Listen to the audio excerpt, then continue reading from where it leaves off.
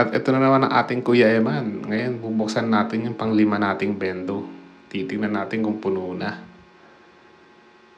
Ayun guys, hindi pa siya puno. Pero, try na rin nating ilabas guys. Yun nga lang, kumalat talaga yung mga barya sa loob. Ngayon, pupulutin ko pa to isa-isa. Guys, ang build nga pala natin is Microtech. And then, Node MCU yung ginagamit natin.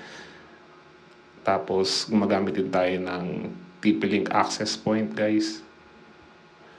So, ayan, medyo mahirap tong ginagawa ko ngayon. Binubunot ko na lahat ng barya sa loob. So, ayan, baka matamaan yung ating mga wirings. Ito nga palang bendo na to guys is isa sa mababa lang yung sales niya kada isang buwan. Kung nagre-range lang ng 1,500 to 4,000. Unlike dun sa iba kong bendo na umaabot ng 8,000 per month. Wow! So ayan guys, ayan, medyo mahihirapan ako ditong kunin. So ayan.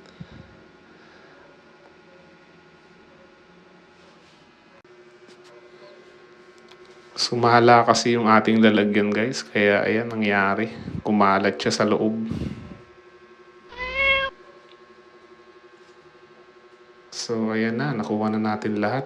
Ngayon, bibilangin ko naman siya kung magkano siya ngayon.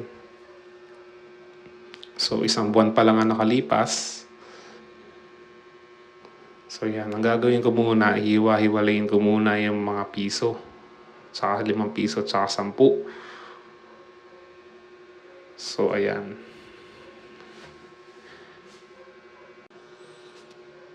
Ngayon malalaman natin kung magkano yung sales niya ngayong isang buwan na nakalipas. So sana may pambayad tayo sa internet. Actually guys, nung una nagdadalawang isip ako kung lalagyan ko ba talaga ng bendo to. Itong area namin na to. Kasi hindi masyadong malakas. Pero naisip ko rin na kahit pambayad na lang ng internet. So ayan guys, nabilang na natin. Umabot nga pala siya ng 1,650. Okay na rin pambayad sa internet. At eto nga guys, may nakita nga tayong parang coin pa na hinulog nila na parang coin pa sa World War II. So, ayun guys, yun lang. Salamat sa inyo. Thank you.